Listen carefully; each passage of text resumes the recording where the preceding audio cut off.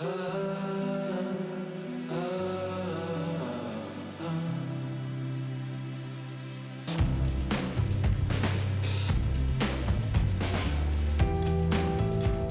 je pars sur la côte basque entre Bidart et Saint-Jean-de-Luz, c'est bien sûr pour en prendre plein les yeux.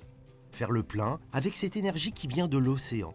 Mais à chaque fois, je sais aussi que je vais me faire surprendre. Ce qui est très embêtant avec cette voiture dans cette région, c'est les dos d'âne. Il y en a partout, partout. Oui, Surprendre par celles et ceux qui vivent à l'année ici et qui ont l'air d'être toujours heureux. Des gens comme par exemple Alain Gardinier, auteur, animateur télé, journaliste musical, spécialiste de surf. Il est comme beaucoup parti à Paris pour réussir, mais il est revenu chez lui. Sa fille, Tina, artiste, graffeuse, chanteuse, a curieusement suivi le même parcours. On est revenu ici et ça a été une bouffée d'oxygène. On trouve sur la côte basque beaucoup de gens qui ont lié leur destin à l'océan, au point de parfois passer plus de temps dans l'eau que sur Terre. C'est le cas de Greg, qui avec son appareil au cœur des vagues, invente des sculptures aquatiques improbables. Que ce soit en altitude, que ce soit dans les rivières, dans la baie, dans la mer et dans le grand large, tout m'intéresse et tout peut me fasciner. Le temps d'un détour sur le littoral basque, j'aimerais bien comprendre pourquoi cette côte rappelle immanquablement à elle celles et ceux qui y ont grandi.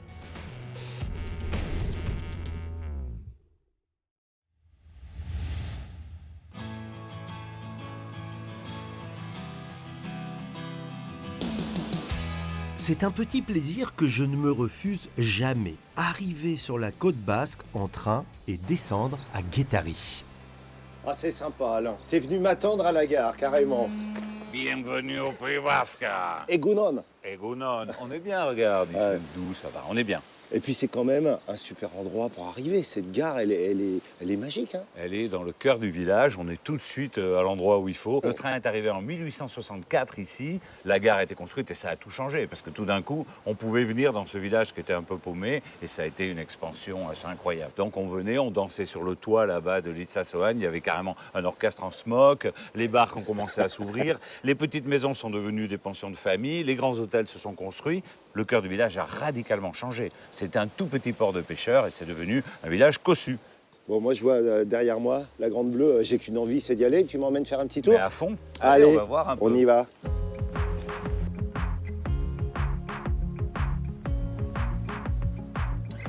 Écoute, avant d'aller à la plage, j'aimerais bien qu'on s'arrête là. Parce que là, ça concentre un peu mes plaisirs, mes centres d'intérêt. Tu vas voir, déjà, musique et livres.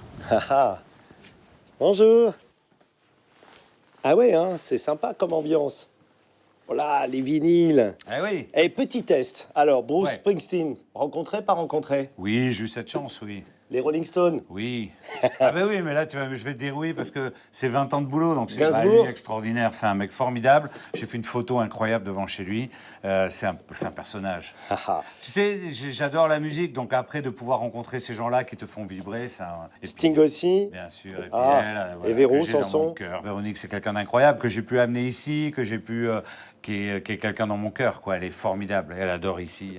T'es pas à l'origine d'une chanson que tout le monde connaît? Patrick Coutin. Oui, oui, ça c'était drôle. Oui, Comment oui. ça se passe? Ma maman habitait au-dessus de la côte des Basques. J'étais très ami avec la sœur de Patrick. Patrick était en studio, au studio d'Hérouville. Il prenait les week-ends d'Igelin. Et puis un jour, il nous appelle et on était sur le balcon de chez ma mère. Et Patrick nous dit qu'est-ce que vous faites? Et c'était marée basse. Et moi, je lui dis ben, rien. On regarde les filles en bas qui marchent sur la plage. Voilà. Et puis on commençait comme ça. Et puis après, en rentrant, il me dit dis donc, il faut que je te fasse écouter la chanson que j'ai faite cet été avec l'album. Il m'en fait et puis il me fait écouter celle-là. Voilà. Et je trouvais ça formidable. Et j'étais très content que ça devienne un tube. C'est vrai que cette chanson, tout le monde la On connaît. l'a dans la tête, hein, Ouais, effectivement. tout le monde la connaît, tout le monde la connaît. Bon, on continue notre balade? Ouais. Allez, je te suis, vas-y. Allez. Hop.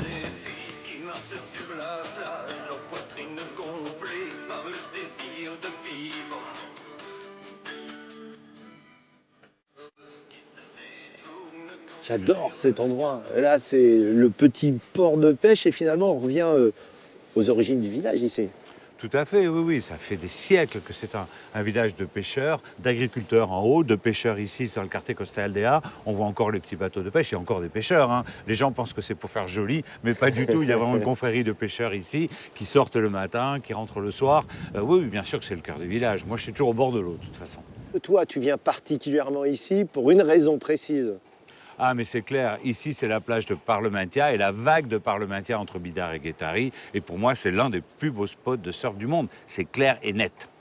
Mais dis-nous en quelques mots d'ailleurs comment ça a commencé cette histoire. Ça a commencé en 56 avec un monsieur qui s'appelle Peter Viertel qui a amené sa planche de surf. Il est parti, il n'a même pas pu vraiment trop l'utiliser. Et là, les gars du coin qui étaient tout le temps dans l'eau, ils faisaient du body surf, du planking sur une petite planche en bois. Ils ont voulu essayer ça et ça a démarré comme ça. Donc le surf, vraiment ça te manquait quand tu ne vivais pas ici? Énormément. Bon, je revenais déjà beaucoup toutes les vacances, tous les week-ends, c'était épuisant, bien sûr. Et dès que j'arrivais, la première chose que je faisais, j'allais surfer. C'est quelque chose, j'ai chevillé en moi. Tu dis que t'aimes le surf, mais là, un jour comme aujourd'hui, là, aujourd'hui, c'est on vraiment n'y va pas pas. terrible. Non, on surfe pas. Mais par contre, ça a vachement évolué. Moi, je surfe pas, on voit pas de surfeurs. Par contre, maintenant, il y a un nouveau truc, enfin, depuis une quinzaine d'années, qui est fabuleux, c'est le foil, quoi. Surfer au-dessus des vagues, se balader à peu près dans toutes les conditions. Et il y en a quelques-uns ici, moi j'en connais un vraiment particulier, c'est Mathieu Aguirre. Il est phénoménal.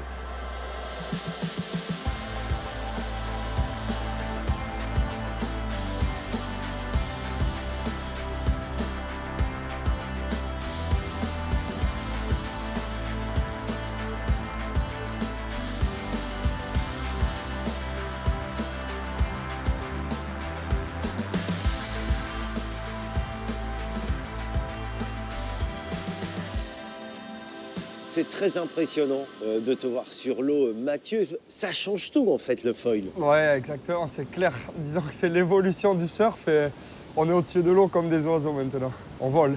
Mais je te suis voilà, sur les réseaux sociaux. Et je te vois là, t'es même carrément sur le mascaret. Ouais, c'est clair. L'avantage du foil, c'est que maintenant, on arrive à l'utiliser dans des endroits différents. On a été au Mascaret, on peut l'utiliser dans des vagues comme aujourd'hui. On peut même aller en pleine mer juste quand il y a du vent et glisser sur la houle. Je pense que les limites de ce sport, elles sont encore très très loin et ça nous réserve des belles surprises. Ouais. Mathieu, c'est ce qu'on appelle un waterman en fait. C'est quoi un waterman? Alors, il y a le type à la con comme moi qui fait du surf et qui rentre chez lui avec sa planche. Et puis il y a ceux qui savent vraiment utiliser l'océan à bon escient. Pour moi, c'est ça un waterman. J'ai vu ton regard là quand t'es sorti de l'eau. Mais c'était, tu rayonnais quoi. Ouais, c'est une passion qu'on a que j'ai depuis que je suis tout petit et je pense que c'est pareil pour tout le monde. C'est un plaisir d'être dans l'eau, c'est trop cool quoi. On est trop content aussi l'hiver, c'est le top. À chacun sa drogue. C'est une drogue, j'avoue qu'on en ressort, mais on changeait, il y a quelque chose qui se passe à chaque fois.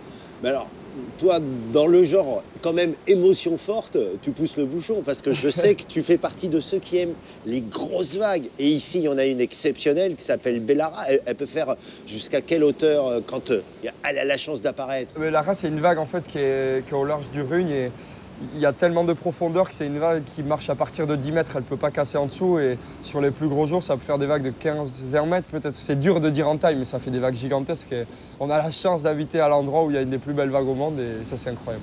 Et alors Bellara, mais aussi Nazaré. Alors pour là, les amateurs de grosses vagues, c'est vraiment c'est la Mecque, comme on dit, c'est complètement fou.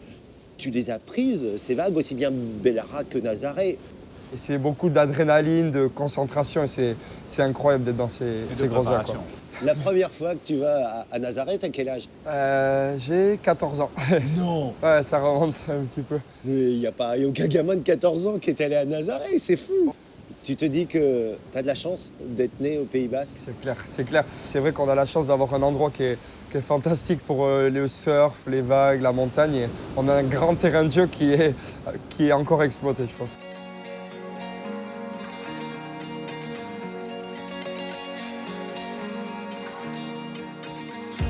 Après ce bon moment, en compagnie d'Alain et de Mathieu qui, à mon avis, va vite se remettre à l'eau, je mets le cap sur l'une de mes destinations préférées sur la côte basque, Saint-Jean-de-Luz. Je viens ici pour rencontrer un photographe, Greg Rabejac. J'ai découvert sur les réseaux sociaux ces clichés qui m'ont totalement fasciné. Car après avoir passé une dizaine d'années à photographier les surfeurs à travers le monde, il se consacre aujourd'hui à la vague, à rien que la vague.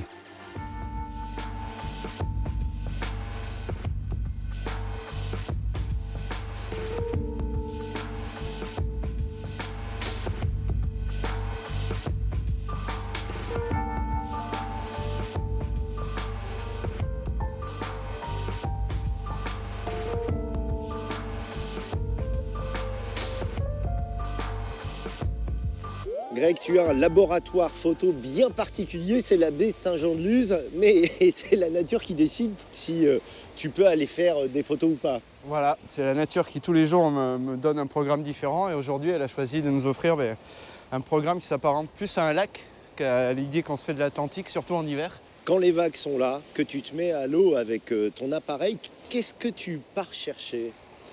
Alors en fait, moi tous les jours je vois ça comme une opportunité de découvrir quelque chose de différent. C'est jamais pareil en fait. Parce qu'il va y avoir la lumière qui va être différente, les vagues vont être une taille différente, le vent va être différent. Ce qui fait que ça va donner un rendu, une texture, une matière aux vagues qui chaque jour est différente. C'est tous les jours une découverte et une envie d'aller voir justement ce que me réserve aujourd'hui l'océan, quoi. Le terme révélation, il est souvent employé pour la photographie, mais je trouve qu'il se prête particulièrement bien à ton travail parce qu'on découvre des vagues en fait comme on n'en voit pas. Pour mon travail personnel, entre guillemets, sur ces vagues, ça peut m'arriver de me concentrer sur des vagues qui font parfois 10 cm, 20 cm, donc des vagues. Et le résultat est dingue! Et le résultat, c'est un peu l'esprit microcosmos. C'est-à-dire qu'on se rend compte que dans le micro détail de l'océan, on peut avoir des révélations sur des formes, sur des matières qui sont aussi uniques. Tu te mets au cœur de la vague pour faire ces photos. Ah oui. Ça bouge, Oui, c'est non, là, physique, pour le coup, avec l'élément. Voilà, pour le coup, je suis vraiment immergé donc, dans ces vagues. Je travaille avec un caisson étanche qui me permet d'être vraiment dans le cœur de l'action. Des fois, ça peut être chaud, non? Ah Parce oui, que mais c'est même, dangereux quand même. Même sur cette plage de Saint-Jean-de-Luz, qui n'est pas connue pour être une des plus violentes, on va dire, par rapport aux vagues, il m'arrive en hiver, des fois, de me faire, comme on dit, des petites frayeurs, parce que la vague vient casser très violemment sur la plage, et elle a beaucoup de puissance. Donc il faut quand même toujours faire attention à ressortir entier, quoi. Il y a certaines de tes photos où, au milieu de la vague ou du tube, on aperçoit, par exemple, la baie de Saint-Jean-de-Luz, mais en premier plan, il y a l'océan. Ça, c'est une démarche volontaire de ta part. J'ai voulu mettre en avant ce front de mer là, sur lequel on arrive, avec ces maisons qui ont toutes plus de 200 ans, qui est pour moi un des plus bons fronts de mer, même que ce soit en France ou dans le monde. En fait, mon idée, c'était de créer un peu comme un tableau, sachant que j'avais jamais vu encore de peintres ou de sculpteurs ou d'artistes qui avaient fait ce rapprochement-là entre ces maisons assez particulières, oui, c'est une vraie carte postale, comme on dit, du Pays Basque. Et donc ça, sur le papier, ça paraît simple, mais pour le saisir, ça a pris plusieurs années.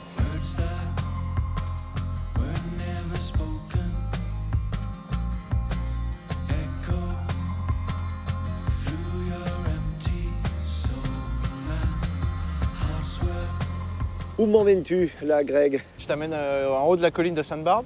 Et derrière, en fait, donc côté océan, on va dire, c'est un des endroits où j'aime bien venir travailler. C'est des conditions différentes par rapport à l'intérieur de la baie, mais c'est un spot très particulier qui me promet à chaque fois des belles découvertes au niveau des vagues. Dans tout le travail artistique que tu fais, on sent quand même qu'il y a un attachement très fort avec ce continent tout bleu, l'océan, la mer. Ouais, non, c'est un plaisir quoi, de pouvoir s'extraire du monde, on va dire, civilisé, et puis de basculer dans cet espace qui est sauvage, qui est brut, qui est entier. Une journée sans aller à l'océan, pour toi, c'est... Ah, ça n'existe pas. Parce qu'en fait, j'habite au bout de ma rue, c'est l'océan. Et donc, tous les jours de l'année, je me lève, je prends mon vélo et je vais voir l'océan. Tu es allé pour ton travail dans des destinations incroyables, Hawaï, l'Indonésie, le nord de l'Europe. Quelle place occupe la baie de Saint-Jean-de-Luz dans tous ces paysages que tu as pu voir? Alors pour moi, la baie, c'est vraiment un endroit vraiment unique, mais, même à l'échelle de la planète. On a la chance d'avoir un écosystème très particulier avec cette baie où viennent se jeter deux rivières qui amènent une quantité d'eau douce assez incroyable. Les sources de ces rivières sont très près de la baie, donc ça forme un écosystème qui est très particulier. Et l'avantage d'avoir une baie, c'est que en fonction du temps, tous les jours, on peut trouver un endroit dans la baie où on est protégé et où on profite des éléments sans les subir. Alors donc c'est pour ça que je trouve que c'est un endroit assez incroyable et magique. Mais il ne faut pas trop en parler. Merci beaucoup, Greg. Je vais te laisser parce que Alain m'a donné rendez-vous quelque part vers chez lui, entre Guétari et Bidart, pour une autre rencontre dans le coin. C'était un bon moment, merci à toi. Merci à toi, à très bientôt.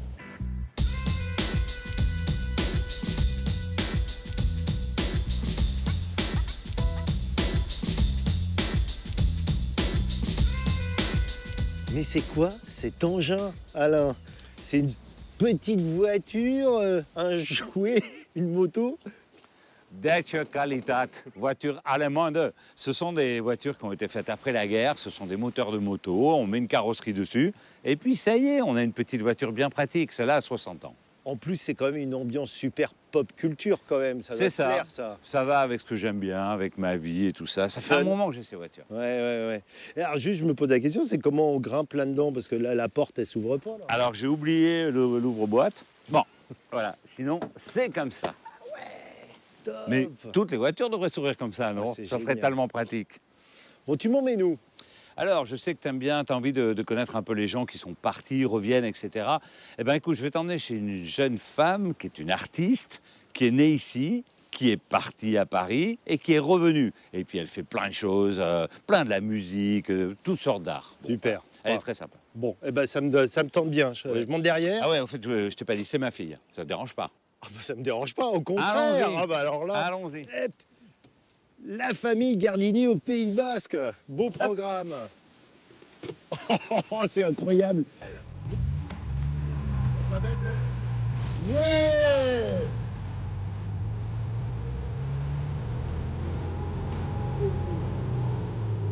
Oh, ce bruit, génial. Alors, je comprends le côté petite boîte à sardines. Hein. Et puis là, il y a cette montée. Alors, c'est toujours un exploit avec cette voiture d'arriver en haut. Quand on est deux, c'est toujours un exploit parce qu'elle est tellement légère que voilà. Mais on arrive toujours.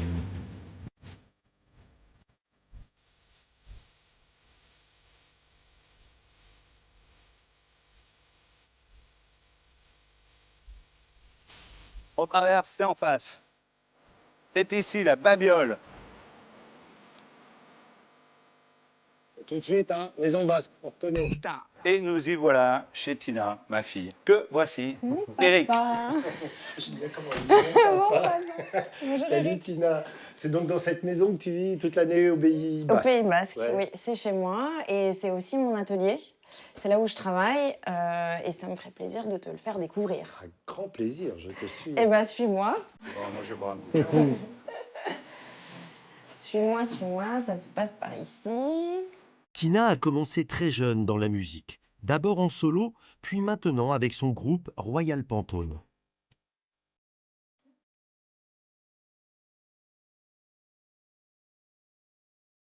À 24 ans, elle part à Paris faire une école d'art. Elle devient alors une artiste éclectique, dessin, peinture, collage, street art. Elle part souvent en voyage à l'étranger et participe à de nombreuses résidences d'artistes, comme ici à Saint-Louis, au Sénégal.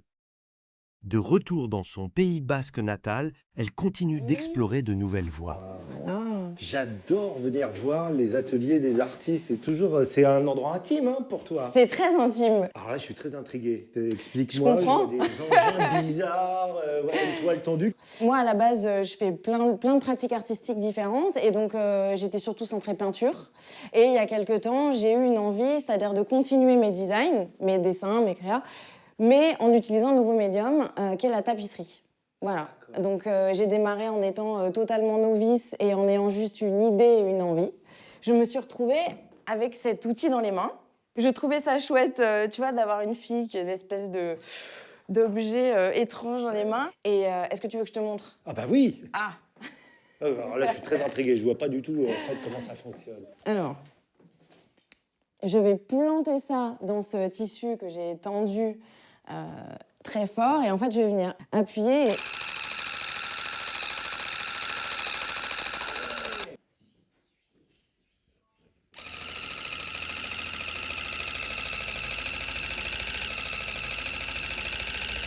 Et alors ça porte un nom particulier, cette technique-là? Alors, ça s'appelle le tufting. En sachant que moi, j'en fais une utilisation qui est un peu différente d'autres utilisateurs. En C'est-à-dire quoi que, elle est différente? alors moi, je vais faire de la tapisserie murale. C'est-à-dire que je m'en sers comme un support, comme une toile, ou voilà, c'est le même concept. Et donc là où je m'amuse beaucoup, c'est que je vais le voir comme une toile, et donc je vais y aller au feeling. Presque Ouais, comme un pinceau. mais à je le t'entendre, vois comme ouais. ça et je le vis vachement comme ça. Et ce qui est marrant, c'est que quand je le bosse, il y a des moments où j'aime pas. Je vais aller retirer, je vais aller faire plus fin, plus gros, je vais retravailler comme une toile. Ça, c'est le côté qui va être caché, qui va être contre le mur, mais c'est celui qui est le plus visible au début. Et ensuite, paf, on passe de Je l'autre suis côté. très intrigué de voir ce que ça donne de l'autre côté quand même, du coup, le résultat. Ouais, ah, c'est super. En plus, c'est en 3D, j'allais dire. Enfin, il y a des volumes, quoi. C'est une de mes spécificités, on va dire. Ce qui est chouette, c'est que c'est une technique bien évidemment ancestrale, quoi, la tapisserie. Mais là, c'est moderne. Il y a vraiment une Complètement. énergie qui est sympa. La technique est moderne avec ce pistolet. Oui. Après, c'est vrai que ça a été une de mes grandes aventures de l'année, c'est d'aller passer du temps avec des tisseuses berbères dans l'Atlas, sur les métiers à tisser en bois où elles font des nœuds. Donc tout de suite, on parlait pas la même langue, mais j'ai montre-moi. Les filles, genre, elles ont vu que je savais un peu. Il y avait une femme, ça faisait 8 mois qu'elle était sur son tapis. Et donc c'était génial, moi, avec ma technique contemporaine et elle avec leur technique ancienne, mais en même temps, on avait une transmission qui était un peu inattendue, mais très forte. En voyant la grandeur de la table, je comprends que vous devez avoir beaucoup d'amis quand même. Hein. C'est une caractéristique du Pays Basque. C'est pensé XXL. Quand on est marchand de tapis comme elle, maintenant, on est obligé d'avoir... D'habitude, on danse nu, mais là, il fait pas très chaud. Tu as un point commun avec ton père, c'est que tu es parti passer une période de ta vie à Paris et tu es revenu ici en tant qu'artiste. Pourquoi ? Maintenant que ça fait pas mal d'années que je suis revenue, j'ai un recul et une distance par rapport à la ville. Et c'est vrai qu'ici, on a un condensé d'un peu de tout, en fait. C'est merveilleux, autant la mer que la montagne, que la campagne, que des paysages extraordinaires. Là, je suis allée avec mes enfants à la montagne il n'y a pas longtemps. J'avais l'impression d'être en Patagonie. Il y a des endroits, c'est les Caraïbes. Enfin, je sais pas, il y a une espèce de condensé. Et je trouve que voir son enfant courir sur la plage, c'est toujours un plus. C'est vrai. Et puis on est moins isolé. Moi, quand j'étais gamin, quand j'avais Aussi. 18 ans ici, c'était quand même, à part le juillet-août, il ne se passait rien, quoi. Moi, j'étais avide de culture, avide de savoir. Il y avait un cinéma, et voilà, ça bougeait pas de musique et tout. Maintenant, quand même, outre tous les moyens techniques, Internet et tout ça, on a un accès. Il y a des salles de concert. Là, j'étais la semaine dernière. On peut aller voir des films qui sortent à Paris en même temps. Il se passe plein de choses. Vous avez de nombreux points communs, tous les deux, l'attachement à ce Pays Basque et le fait aussi d'avoir beaucoup voyagé. Est-ce que c'est pas ça le secret? Est-ce que le fait d'aller voir ailleurs, ça ne participe pas au fait d'aimer l'endroit d'où l'on vient et où l'on revient? Moi, je pense que c'est essentiel. Et souvent, je le dis aux jeunes que je rencontre, et je leur dis, mais c'est des jeunes qui restent ici vers 18, 20 ans, machin. Et je leur dis, mais partez, on est bien ici. Ben justement, partez parce qu'il faut aller voir ailleurs, faut se voir d'autres cultures, et ensuite revenir, d'autres endroits, et ensuite revenir. Et puis il y a de multiples façons de voyager en étant ici, notamment la musique. Alors je vois qu'il y a ta guitare à côté. Moi, je peux pas résister à l'envie de t'écouter parce que j'aime tellement ta voix. Merci. Tu veux bien nous faire, allez, un petit quelque chose pour ton père et moi? C'est demandé si gentiment. Vas-y, je te laisse Pourquoi prendre ta pas. guitare.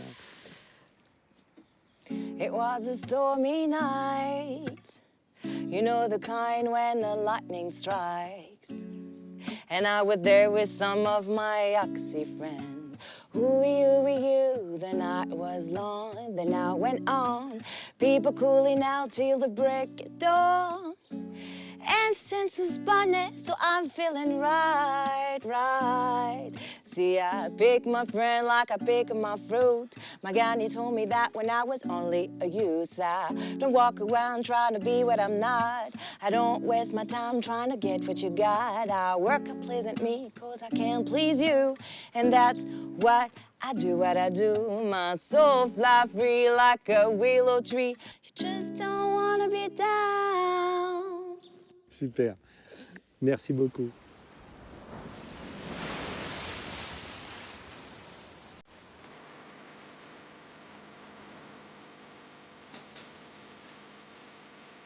Impossible de terminer cette balade au Pays Basque sans partager avec vous l'un de mes coups de cœur, la chapelle Sainte-Madeleine sur la commune de Bidart. Il y a eu un premier édifice d'ailleurs au Moyen-Âge parce que nous sommes sur l'un des chemins vers Saint-Jacques de Compostelle. Mais celui-ci d'édifice date de 1820 parce qu'imaginez que 3 ans plus tôt, en 1817, il y a eu un ouragan qui a absolument tout rasé ici. Il y avait alors très peu de maisons autour. Enfin, si on vient ici, c'est quand même pour une raison principale. Et elle est là. Regardez ça, une vue absolument incroyable sur cette côte basque. La première fois que je suis venu ici, il y avait un soleil couchant inoubliable. Et quand je reviens, eh bien, même s'il fait un petit peu un temps moyen ou médiocre comme aujourd'hui, je retrouve cette émotion. On se demandait pourquoi les gens qui sont nés ici n'ont qu'une envie, c'est de revenir. Bien évidemment, les raisons sont personnelles. Mais moi, je suis convaincu qu'il y en a une, c'est que lorsqu'on a vu un paysage comme celui-ci, on n'a qu'une envie, c'est de le retrouver.